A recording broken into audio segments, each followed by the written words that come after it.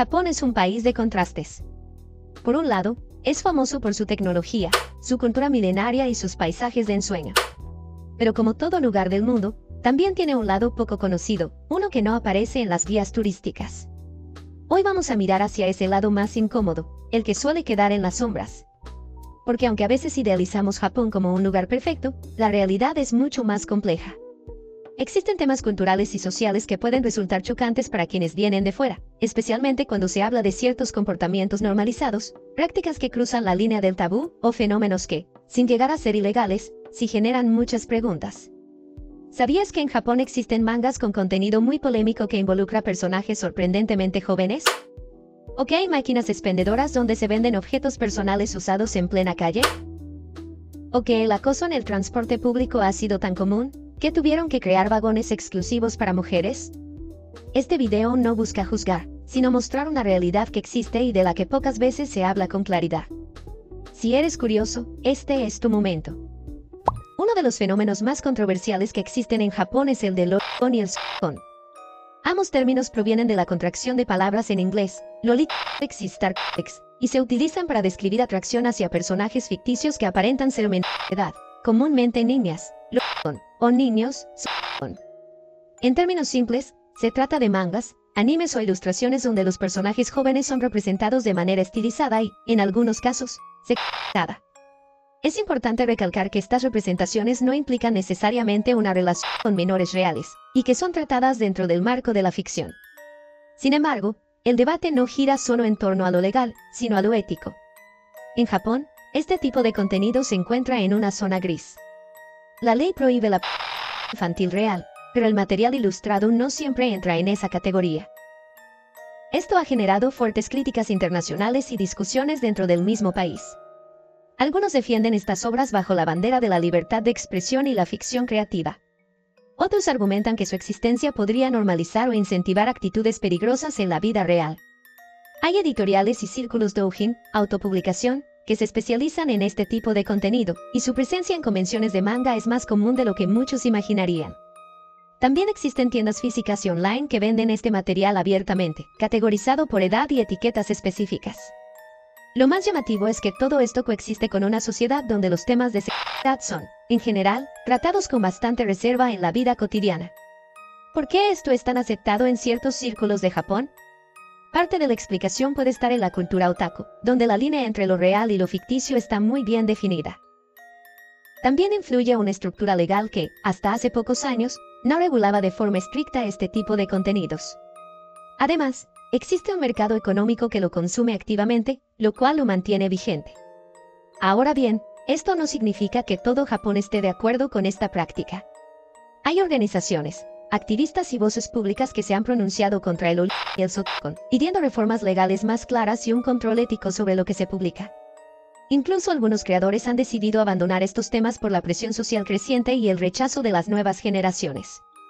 También es importante mencionar que plataformas internacionales como Amazon, Patreon o Steam han restringido o prohibido materiales de este tipo, lo cual ha tenido impacto en su distribución global. YouTube, por su parte, aplica sanciones automáticas si detecta algo relacionado, incluso si se trata de contenido informativo como este video. En los últimos años, ha surgido un debate más profundo entre generaciones. Mientras que una parte del público defiende este tipo de expresiones como parte de la cultura otaku, otros jóvenes consideran que ya es momento de dejar atrás este tipo de contenidos y abrir espacio a representaciones más sanas y responsables. En resumen, el otaku y el shoujo son fenómenos culturales extremadamente polémicos. Existen dentro del marco de la ficción, pero su existencia plantea preguntas incómodas sobre dónde termina la fantasía y dónde empieza la responsabilidad social. Lo importante no es ignorarlo, sino entenderlo, debatirlo, y observar cómo cada sociedad decide trazar sus propios límites. El morbo puede ser parte de la curiosidad humana, pero también puede convertirse en un espejo que revela más sobre quienes lo consumen, que sobre lo que representa. Una de las leyendas urbanas más populares sobre Japón, y que resulta ser cierta, es la existencia de máquinas expendedoras de ropa interior femenina usada. Y aunque puede parecer una exageración de Internet, este fenómeno tuvo su auge en los años 90 y dejó una huella tan grande en la cultura pop que aún hoy sigue siendo símbolo del morbo japonés. Estas máquinas estaban, literalmente, en la calle. funcionaban igual que cualquier otra. Introducías unas monedas y obtenías una bolsita sellada con una prenda supuestamente usada por una colegiala. Algunas incluían una foto de la supuesta dueña y otras prometían autenticidad garantizada. En muchos casos, sin embargo, eran simplemente montajes o prendas simuladas, vendidas como fetiche.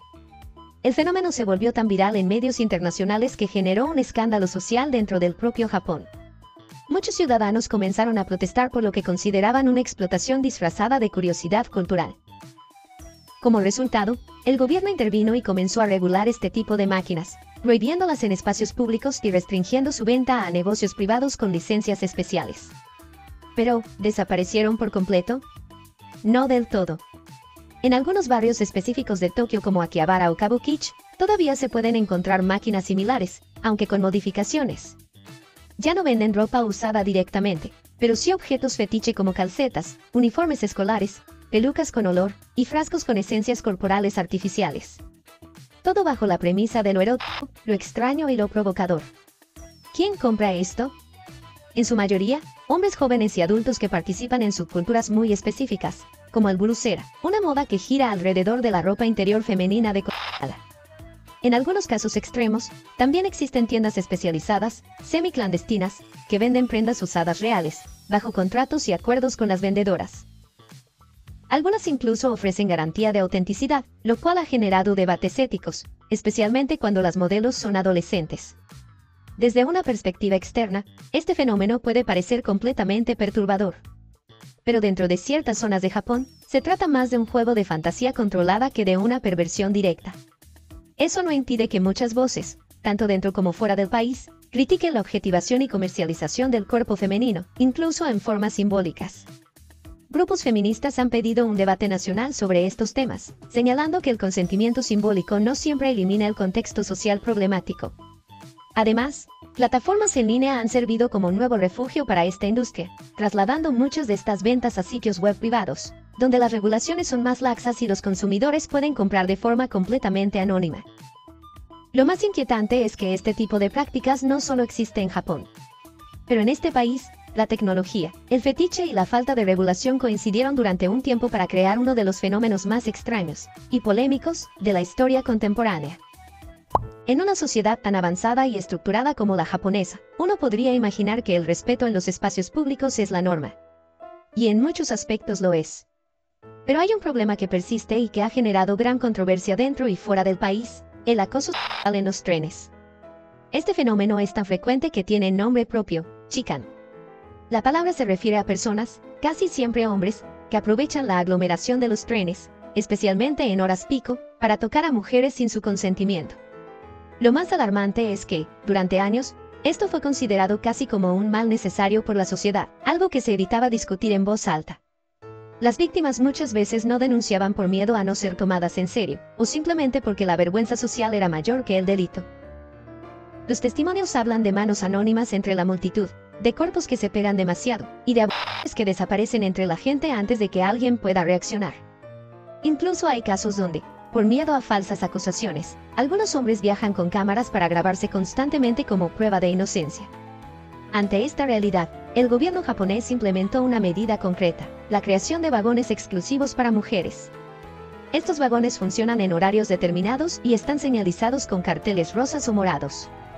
La intención es clara: crear un espacio seguro para quienes han sido víctimas o temen serlo. Sin embargo, esta solución también ha traído consigo nuevas polémicas.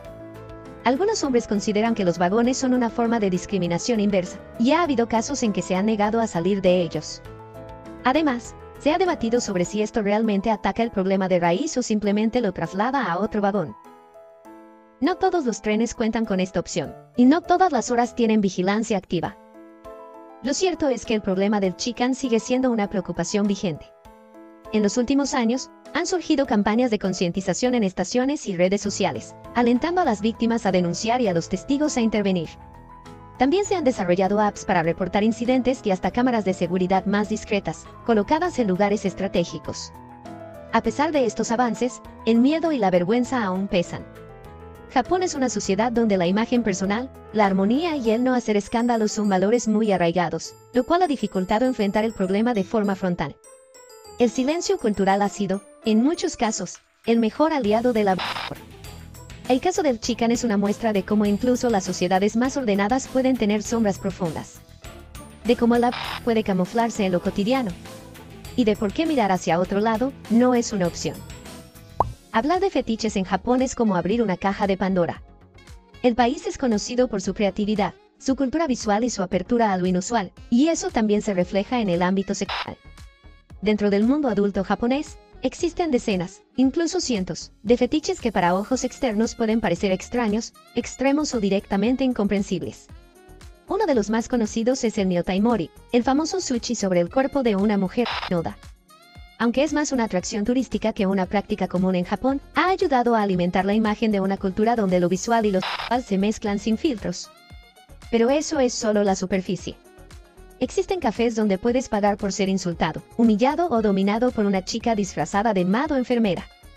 También hay locales donde las clientas, sí, mujeres, pagan por ver a hombres llorar, limpiarse los zapatos o suplicar atención. En Japón, hay fetiches para todo tipo de roles, edades, estilos y emociones. Uno de los submundos más peculiares es el del tentacle porn, una categoría que nació como una forma de evadir la censura que prohíbe mostrar genitales explícitos.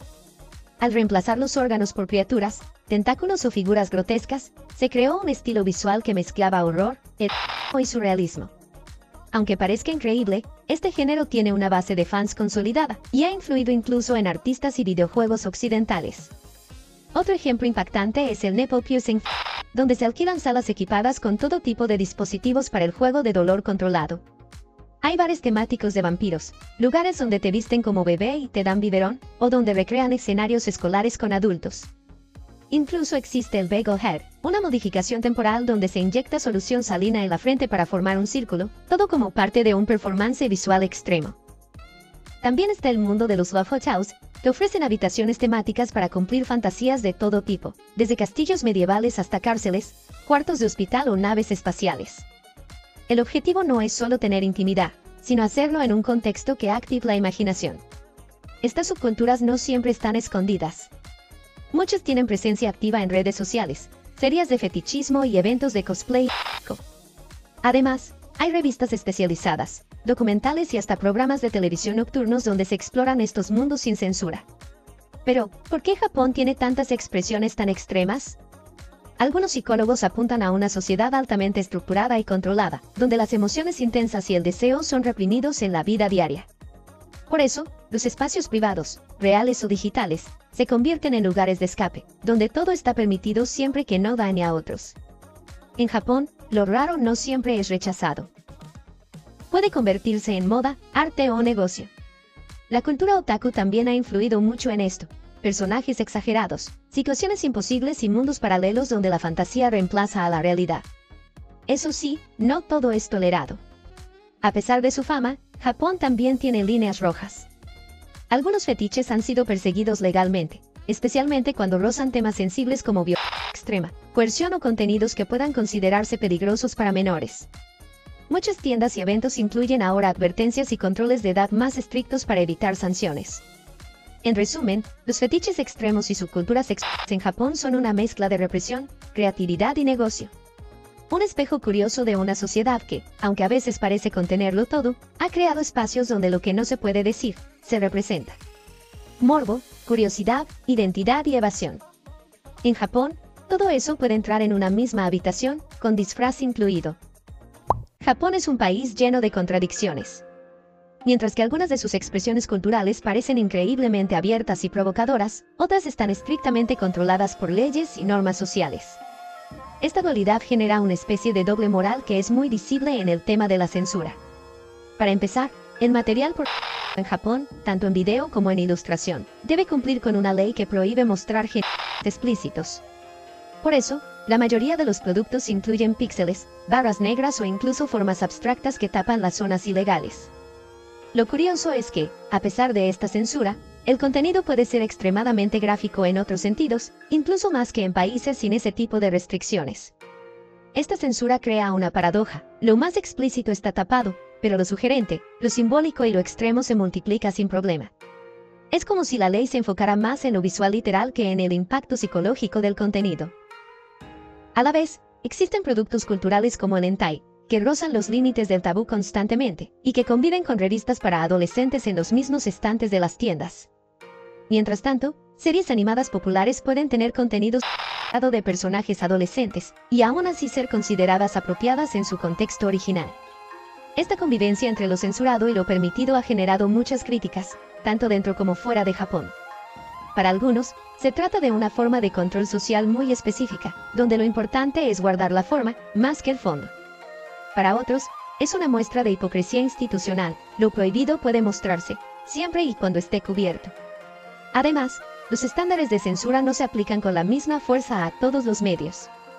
En Internet, la disponibilidad de material sin censura, especialmente a través de portales extranjeros, ha erosionado el efecto real de las regulaciones. También ha llevado a una segmentación del consumo. Lo legal se consume en tiendas, lo prohibido se busca en línea. Un fenómeno muy del siglo XXI. En resumen, la censura en Japón no solo regula lo que se muestra, también revela lo que la sociedad está dispuesta a ignorar. Y en esa frontera difusa, se construye un país donde el deseo, la moral y la ley muchas veces se contradicen entre sí. Japón es un país fascinante, no solo por lo que muestra, sino por lo que esconde. A lo largo de este video, recorrimos rincones que muchos prefieren ignorar, fenómenos turbios, tabúes sociales, prácticas difíciles de explicar y contradicciones legales que conviven en una misma cultura. ¿Significa esto que Japón es perverso? No. Significa que, como cualquier sociedad, tiene sus sombras. Pero en este caso, esas sombras son tan peculiares, tan visuales, tan organizadas, que resultan imposibles de ignorar. Y cuando las miramos de cerca, también entendemos algo sobre nosotros mismos, sobre el deseo, el juicio y lo que nos parece normal. Si te quedaste hasta el final, ya eres parte del club oscuro de este canal. Y dime, ¿qué parte te sorprendió más? ¿Qué tema te gustaría que exploremos en otro video? Déjame tu comentario abajo y no olvides suscribirte, darle like al video y activar la campanita. Soy Lily666 y si este video te hizo pensar, incomodarte o decir qué rayos acabo de ver, entonces hice bien mi trabajo. Nos vemos en el próximo. Pero por ahora, apaga las luces, cierra bien la puerta y recuerda, en Japón, la realidad muchas veces es más rara que la ficción.